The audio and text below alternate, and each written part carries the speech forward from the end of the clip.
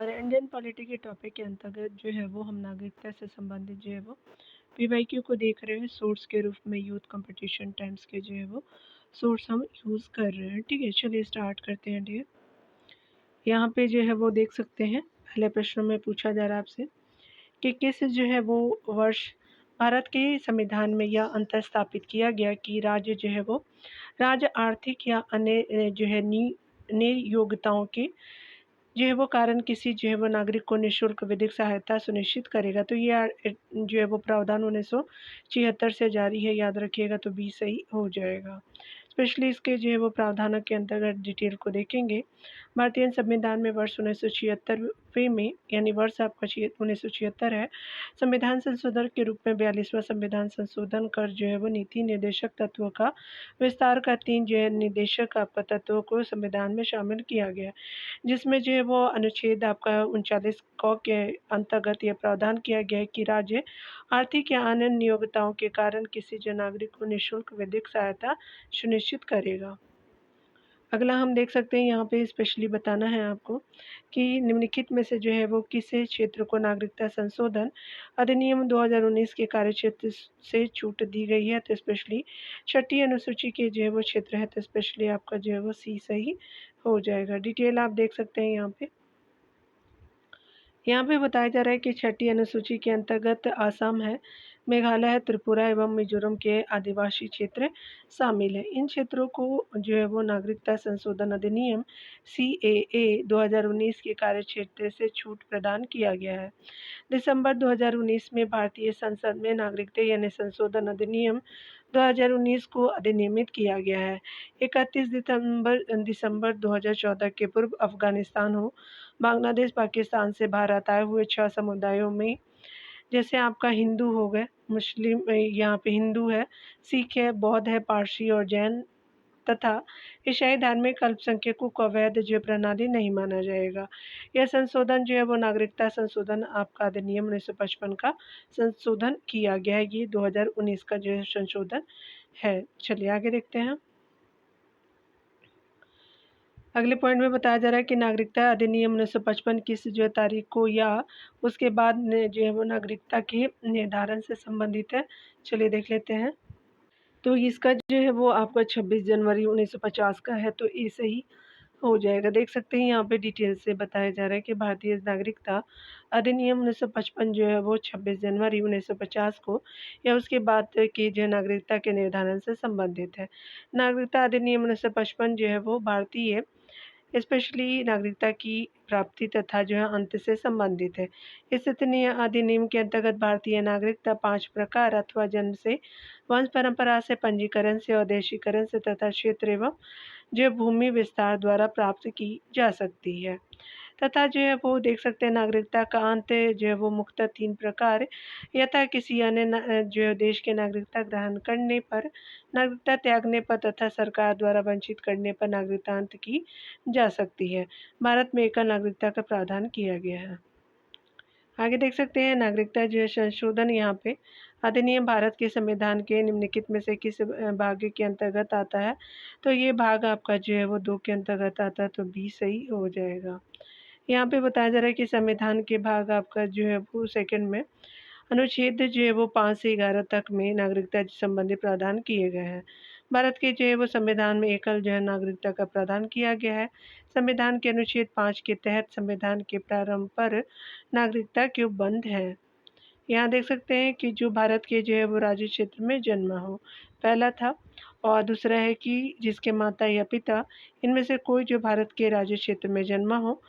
उसके अलावा जो है भारतीय प्रारंभ से यानी संविधान प्रारंभ से पहले जो ठीक पहले कम से कम 5 वर्ष तक भारत के राज्य क्षेत्र में मामूली तौर से निवासी रहा है। ये देख सकते हैं, आगे देखेंगे।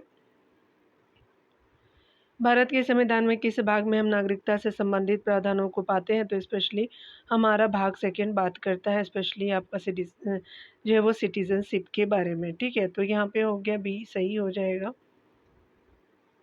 यहाँ पे बताया जा रहा है कि भारतीय संविधान के निम्न में से कौन सा अनुच्छेद भारत में नागरिकता के विषय में है। तो आपका अनुच्छेद जो 5 से 11 में हो जाएगा, तो सी सही हो जाएगा। यहाँ पे आगे देख सकते हैं स्पेशली जो है वो बताना है कि भारतीय नागरिकता यहाँ पे बताना है कि भारत में नागरिकता की निम्नलिखित विशेषताओं में से कौन सही है। तो संपूर्ण भारत की एकल नागरिकता है, तो आपका सी सही हो जाएगा। ठीक है, अगला देखेंगे। अगले प्रश्न में यहाँ पे बताना है, अगले प्रश्न में बताना है कि भारत के संदर्भ में निम्नलिखित कथनों पर विचार कीजिए। यह है कि भारत में केवल एक ही जो नागरिकता और एक ही अधिवास है, बिल्कुल सही है। जो व्यक्ति जन्म से नागरिक हो केवल वही जो है वो राष्ट्राध्यक्ष बन सकते हैं, तो ये सही नहीं है। अगला बताया जा रहा है कि जिस जो है वो विदेशी को एक जो है बार नागरिकता दे दी गई है, किसी भी परिस्थिति में उसे इससे वंचित नहीं किया जा सकता है, तो सेकेंड थर्ड ऑप्शन भी गलत हो जाएगा। तो याद रखिएगा कि यहाँ पे जो है पहला आपका सिर्फ सही हो जाएगा। तो आपका वनली ए जो है वो बिल्कुल करेक्ट ऑप्शन हमसे पूछा था, तो यहाँ पे ए सही हो जाएगा। डिटेल देख सकते हैं। भारतीय संविधान के अनुच्छेद जो है वो 5 से 11 स्पेशली जो है वो भाग सेकंड में एवं जो है वो नागरिकता अधिनियम आपका 1955 स्पेशली जो है वो नागरिकता अधिनियम 1955 तथा नागरिकता संशोधन अधिनियम 1986, 1992, 2000, 2015 और 2019 के अधीन भारत में एकल नागरिकता की व्यवस्था है। यहाँ भारत जो है वो यहाँ केंद्र राज्य की जो नागरिकता अन्य जो संघात्मक देशों जैसे अमेरिका की भांति दोहरी नहीं है, न कि कोई आपका नहीं कोई भारतीय नागरिक एक जो है वो समय में दो देशों की नागरिकता ग्रहण कर सकता है। यहाँ पे बताया जा रहा है कि संविधान के अनुच्छेद 58 के तहत अधीन कोई भी जो व्यक्ति जो भारत का नागरिक हो राष्ट्रपति निर्वाचित होने का पात्र होगा। भारत में नागरिकता को बर्खास्त या नागरिकता से वंचित किए जाने की भी व्यवस्था है। आगे देख सकते हैं कि देशीकरण के द्वारा जो है नागरिकता आपका प्राप्त करने का आधार है, तो ये चयन के द्वारा, तो बी सही हो जाएगा। यहाँ पे हम देख सकते हैं कि देशीकरण द्वारा नागरिकता प्राप्त करने का आधार चयन है और देशीकरण द्वारा जो नागरिकता प्राप्त करने के आधार कोई भी विदेशी नागरिक भारत सरकार से देशीकरण का प्रमाण जो है वो पत्र प्राप्त करने का आवेदन कर सकता है, यानी प्रमाण पत्र प्राप्त करने का आवेदन कर सकता है। निर्दिष्ट शर्त पूरी आपका करने तथा देशभक्ति की शपथ लेकर के वह नागरिकता के लिए आवेदन भी दे सकता है। पूर्णतः आपका स्पष्ट होने पर भारत सरकार नागरिकता का प्रमाण पत्र दे सकती है। आगे देख सकते हैं कि निम्न में से जो है वो कौन है नागरिकता के अर्जन हेतु शर्तों को नियत करने के लिए सक्षम है, तो संसद हो जाएगा, तो डी सही हो जाएगा। यहाँ देख सकते हैं संविधान के अनुच्छेद जो है वो 11 संसद को नागरिकता के अधिकार यानी अर्जन अथवा समाप्ति को विनियमित करने की शक्ति देता है। भारतीय संविधान में नागरिकता का उल्लेख भाग सेकंड अनुच्छेद जो है वो 5 से 11 में वर्णित है। भारतीय नागरिकता अधिनियम 1955 के अनुसार निम्नलिखित आधार पर नागरिकता ग्रहण की जा सकती है। पहला है जन्म से, अगला है वंश परंपरा द्वारा आपका नागरिकता, तीसरा है देशीकरण द्वारा नागरिकता और चौथे पॉइंट पे पंजीकरण द्वारा नागरिकता और भूमि विस्तार द्वारा नागरिकता लिया जाता है। चलिए आगे देखते हैं। भारतीय नागरिकता आपका नहीं प्राप्त की जा सकती, तो जन्म द्वारा मिल सकते हैं, देशीकरण द्वारा भी होते हैं और किसी भूभाग में सम्मेलन द्वारा आपका लिए जा सकते हैं, लेकिन आपका जो है वो भारतीय बैंक में धन जमा करके नहीं ले सकते। ठीक है, ऐसे तो सबको मिल जाता है जितने भी जो इलीगल है। चलिए अगला देख लेते हैं। नागरिकता अधिनियम 1955 के आपका अंतर्गत निम्नलिखित में से किन के द्वारा कोई व्यक्ति भारत का नागरिक बन सकता है, तो चलिए देख लेते हैं अकॉर्डिंग टू ऑप्शन।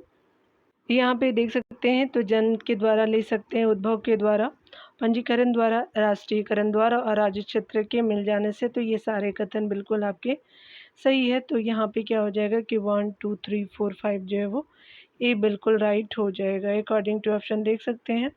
अगला हम देखेंगे, भारत का कोई जो नागरिक अपनी नागरिकता खो देगा यदि वह, तो यहाँ पे जो है वो भारत का कोई व्यक्ति यानी कोई नागरिक अपनी नागरिकता खो देगा यदि वह भारतीय नागरिकता का परित्याग कर दे, तो ये कंडीशन लागू होते हैं। सेकंड है कि स्वेच्छा से जो है वो, यहाँ से देख सकते हैं कि स्वेच्छा से किसी जो अन्य देश की नागरिकता प्राप्त करता है, तो सेकंड भी सही है। किसी अन्य देश के नागरिक से विवाह करता है, तो ये सही नहीं है। सरकार की आलोचना भी जो है वो नहीं कर सकते, नहीं तो अभी बिहार में जो इलेक्शन हो रहा है अभी जो है कितने लोगों का चला जाता है, लेकिन ऐसा नहीं है। लेकिन हाँ, बंगाल होता तो शायद ये छीन भी लेती। सी सही हो जाएगा। ये दीदी कुछ भी कर सकती हैं, आपको पता होना चाहिए। चलिए देखते हैं। नागरिकता अधिनियम आपको 1955 में अधिनियम या संवैधानिक व्यवस्था के अनुसार नागरिकता की जो है वो समाप्ति के 3 जो है वो कारण बताए गए हैं। और मुझे बहुत हँसी आ रही है इस बात पे सोच कर के कि अगर योगी सरकार भी होती और इस तरह का अगर कोई भी बेकार का बात करता तो वो भी छीन सकते थे। क्योंकि वो पूरे फ़ॉर्म में हैं और कोई भी बेकार का बात जो है जो उनको बुरा लग जाएगा, हो सकता है हम सभी की नागरिकता जा सकती है, ठीक है? बट हमारे योगी जी बहुत अच्छे हैं, कम से कम हमारे मतलब बेस्ट जो है वो लीडर के रूप में मैं उनको याद करती हूँ। बहुत अच्छे हैं, मुझे बहुत पसंद भी हैं। चलिए, मैंने मज़ाक करा, लेकिन दीदी तो बिल्कुल कर सकती हैं। यहाँ देख सकते हैं स्वैच्छिक त्याग जो है वो आपका सही है। बर्खास्तगी के द्वारा बिल्कुल सही है, यानी अन्य देश की नागरिकता ग्रहण कर देगा तो मतलब भारत सरकार उसको मतलब छीन लिया जाता है नागरिकता। और वंचित करने पर राजद्रोह आदि वगैरह या दुश्मन देशों के साथ, तो ये सारी चीज़ें हैं प्रावधान के रूप में। किसी अन्य देश के जो नागरिक से विवाह करने एवं जो सरकार की आलोचना करने से नागरिकता समाप्त नहीं होती। अगला देख सकते हैं कि एक व्यक्ति अपनी नागरिकता खो देगा, वह जो है वो आपका नागरिकता को स्वेच्छा से परित्याग कर दे, बिल्कुल सही है। सरकार उसकी नागरिकता वापस ले ले, बिल्कुल सही है। वह स्वेच्छा से अन्य देशों की नागरिकता ले ले, बिल्कुल सही है। उपयुक्त सभी, तो ये सही आपका डी सही हो जाएगा। देख सकते हैं, अगला देखेंगे। यहाँ पे बताया जा रहा है कि नागरिकता अधिनियम 1955 के अंतर्गत पंजीकरण द्वारा भारतीय नागरिकता प्राप्त करने के लिए भारतीय मूल के व्यक्ति को भारत में कितने वर्ष बिताने होंगे, तो एटलीस्ट 7 जो है वो साल बिताने होंगे, तो सी सही हो जाएगा। भारतीय नागरिकता अधिनियम 1955 की धारा आपका 5(1) जो है वो 5(1) के आपका सब क्लॉज ए के तहत पंजीकरण द्वारा भारत में नागरिकता तभी प्राप्त की जाएगी जबकि जो है वो संबंधित व्यक्ति आपका कम से कम 7 वर्षों तक भारत में रह चुका हो। नागरिकता संशोधन अधिनियम 2019 को नागरिकता अधिनियम 1955 में संशोधन जो है के लिए लाया गया है। इस संशोधन के तहत जो है वो आपको 31 दिसंबर 2014 के या उससे पहले अफ़गानिस्तान, बांग्लादेश और पाकिस्तान में भारत आए हिंदुओं और सिखों, बौद्धों, जैनियों, पारसियों और ईसाइयों को अवैध प्रवासी नहीं माना जाएगा। ठीक है, चलिए आगे देखते हैं। अगले पॉइंट पे हम नागरिकता का अर्थ देखेंगे डियर। पूछा जा रहा है कि नागरिकों के पूर्ण जो है सिविल और राजनीतिक अधिकार, बिल्कुल पहला जो है वो नागरिकता का अधिकार है। लोकसभा, संघ की और हर जो है राज्य की विधानसभा के निर्वाचन के लिए मताधिकार, बिल्कुल सही है। अगला है कि संसद और विधानसभाओं का सदस्य बनने का अधिकार, तो ये भी आपका बिल्कुल सही हो जाएगा। तो यहाँ पे क्या हो जाएगा कि डी बिल्कुल राइट ऑप्शन आपके हो जाएंगे, ठीक है ना। तो यहाँ पे डी राइट हो जाएगा। यहाँ चलिए देख लेते हैं। नागरिकता का मूल आपका अर्थ ही यह है कि व्यक्ति को आपका जो है पूर्ण नागरिक अधिकार प्राप्त हो, जैसे अभिव्यक्ति की स्वतंत्रता, जीवन का जो अधिकार है, संपत्ति का अधिकार और जो है राजनीति का अधिकार हो जाएगा। केवल भारतीय नागरिकों को ही जो है वो मतदान का अधिकार प्राप्त है। भारत में संसद या विधानसभा का सदस्य आपका केवल भारतीय नागरिक ही आपका बन सकते हैं। अगला देख सकते हैं कि नागरिकता आपका संशोधन विधेयक 2019 को संसद ने किस जो है वो तिथि को पारित किया है, तो आपका 11 दिसंबर 2019 को पारित किया है संसद ने, तो ये सही हो जाएगा। यहाँ देख सकते हैं कि नागरिकता संशोधन विधेयक 2019 को लोकसभा द्वारा 9 दिसंबर 2019 को तथा 11 दिसंबर 2019 को राज्यसभा द्वारा पारित हुआ। राष्ट्रपति ने 12 दिसंबर 2019 को इस पर जो है वो अपनी स्वीकृति प्रदान की तथा इस अधिनियम के प्रावधान 10 जनवरी 2020 से लागू है। इस अधिनियम के अनुसार जो है वो 31 आपका दिसंबर 2014 या उससे पहले अफ़गानिस्तान, बांग्लादेश और पाकिस्तान से भारत आए हुए विभिन्न जो है वो 6 समुदाय, आपका हिंदू हो गए, सिख हो गए, बौद्ध, जैन, पारसी अथवा जो है वो ईसाई का अवैध जो है वो ईसाई को अवैध प्रवासी नहीं माना जाएगा। अगले प्रश्न में हम देख सकते हैं कि यहाँ पे जो है वो बताया जा रहा है कि अनिवासी भारतीय एनआरआई भारत में रुपया लेखा और विदेशी मुद्रा आपका लेखा दोनों नहीं रख सकते, बिल्कुल आपका सही नहीं है। यहाँ अगला देख सकते हैं कि राष्ट्रीय महिला आयोग ने जो संस्तुति की है कि अनिवासी जो भारतीयों के विवाहों का पंजीकरण अनिवार्य कर दिया जाए, तो यहाँ पे क्या हो जाएगा कि बी जो है वो बिल्कुल राइट हो जाएगा। तो यहाँ पे बी ऑप्शन बिल्कुल राइट हो जाएगा। ऐसे यहाँ पे देख सकते हैं कि ऐसा व्यक्ति जो भारत का नागरिक या भारतीय मूल का है और भारत के बाहर निवास करता है, अनिवासी भारतीय कहलाता है, यानी कम से कम 182 दिन का NRI आपका जो है कहलाता है। अगला बताया जा रहा है कि अनिवासी भारतीय भारत में रुपया लेखा, विदेशी मुद्रा लेखा दोनों रख सकते हैं। हाल ही में राष्ट्रीय महिला आयोग ने संस्तुति की है कि आपका अनिवासी भारतीयों के विवाह का पंजीकरण अनिवार्य कर दिया जाए। NRI के लिए जो उपलब्ध आपका विभिन्न सुविधाएं निम्न है। यहाँ पे देख सकते हैं अचल संपत्ति में निवेश, करदाता में छूट, जमाओं की जमानत पर जो है ऋण की सुविधाएं, विदेशी मुद्रा में जो है जमा का आहरण, शेयर प्रतिभूतियों में निवेश, भारतीय संस्थाओं यानी कंपनियों में जमा। अगला देख सकते हैं यहाँ पे बताना है कि कौन OCI के बारे में नहीं है। तो बताया जा रहा है कि निम्नलिखित में से जो है वो कौन सा कथन एक प्रवासी भारतीय नागरिक OCI के बारे में सही नहीं है। एक OCI किसी जो है वो दूसरे देश का नागरिक होता है, बिल्कुल सही है। एक OCI के पास जो है वो भारत आने के लिए एकाधिक जो प्रवेश दीर्घकालिक वीजा होता है, बिल्कुल सही है। अगला देख सकते हैं C है कि एक आपका OCI सभी जो है वो मामलों में NRI के बराबर होते हैं, तो ये सही नहीं है, यानी आपका C सही हो जाएगा। OCI सार्वजनिक रोजगार में अवसर की समानता के मौलिक अधिकार का हकदार नहीं है, तो सारे सही है लेकिन आपका C सही नहीं है। देख सकते हैं यहाँ पे बताया जा रहा है कि सबसे पहले कि आपका प्रवासी भारतीय नागरिक OCI सभी मामलों में NRI के बराबर होता है, यानी आपका जो है वो पहला कथन असत्य है, याद रखिएगा।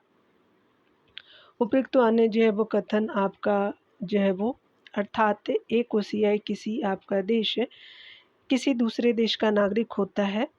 एक OCI के पास भारत आने के लिए एकाधिक जो है वो प्रवेश दीर्घकालिक वीजा होता है तथा एक OCI आपका जो है सार्वजनिक रोजगार में अवसर की समानता के मौलिक अधिकार का हकदार नहीं होता, यानी आपका जो है वो सेकंड जो है वो सही हो जाएगा, C सही नहीं होगा। अन्य सभी सही थे डियर। चलिए आगे देख लेते हैं डियर अगले प्रश्नों को। यहाँ पे बताया जा रहा है कि प्रवासी भारतीय नागरिक OCI योजना का मार्च 2021 में जारी नवीनतम जो अधिसूचना के संदर्भ में निम्नलिखित तथ्यों पर विचार कीजिए। पहला है कि OCI जो है वो कृषि भूमि खरीद सकता है, तो ये सही नहीं है। अगला देख सकते हैं OCI चिकित्सक, अधिवक्ता, वास्तुविद अथवा जो है चार्टेड अकाउंटेंट का पेशा अपना सकता है, आपका सेकंड सही है। थर्ड देख सकते हैं कि OCI को उन आपका जो क्षेत्रों में जाने के लिए विशेष अनुमति चाहिए जिन्हें केंद्रीय सरकार या सक्षम जो है वह अधिकारी द्वारा संरक्षित या निबंधित या प्रतिषिध आपका क्षेत्र घोषित किया है, तो थर्ड आपका सही हो जाएगा।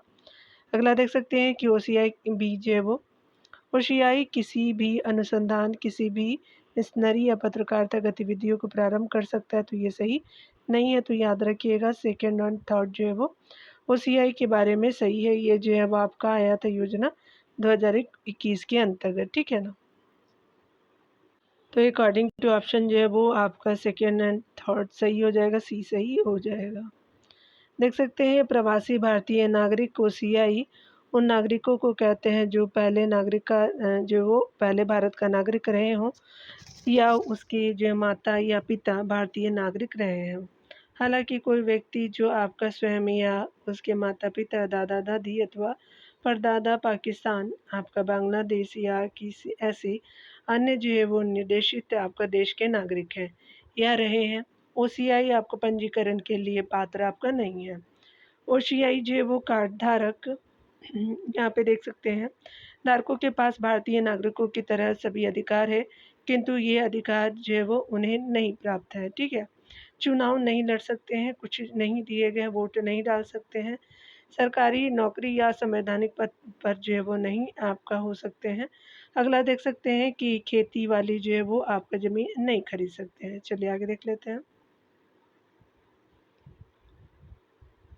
है कि overseas citizen of India OCI card आपको योजना के बारे में क्या सही है। कार्ड धारक को भारत आने के लिए आपका बहुउद्देशीय लाइफ टाइम वीजा मिलता है, तो पहला आपका सही हो जाएगा। अगला देख सकते हैं यहाँ पे, अगला चाहे तो आप पढ़ लीजिएगा डियर, ठीक है। चलिए यहाँ पे देख लेते हैं। यहाँ पे बताया जा रहा है यहाँ पे कि overseas citizen of India OCI जो है वो स्पेशली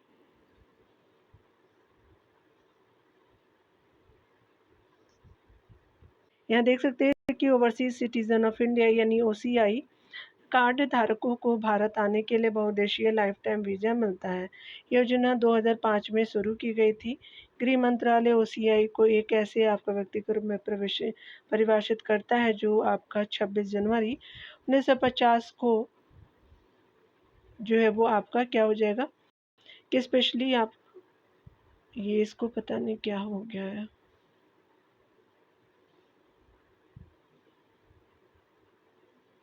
यहाँ देख सकते हैं, यहाँ पे गृह मंत्रालय ओसीआई को एक ऐसे व्यक्ति के रूप में परिभाषित करता है जो 26 जनवरी 1950 को या उसके बाद भारत का नागरिक था या उस जो है तिथि को भारत का नागरिक बनने योग्य था या 15 अगस्त 1947 ईस्वी के बाद भारत का हिस्सा जो है वो बने किसी क्षेत्र से संबंधित था या ऐसे व्यक्ति का बच्चा या पोता जो अन्य जो है वो पात्रता मापदंडों को पूरा करता है।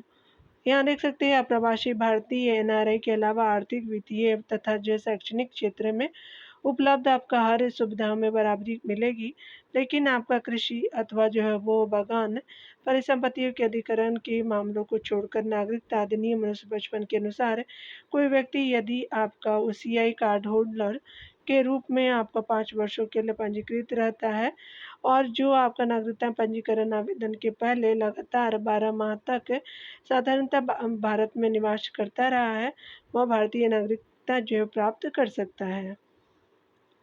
यहाँ पे देख सकते हैं विचार करना है कथनों में।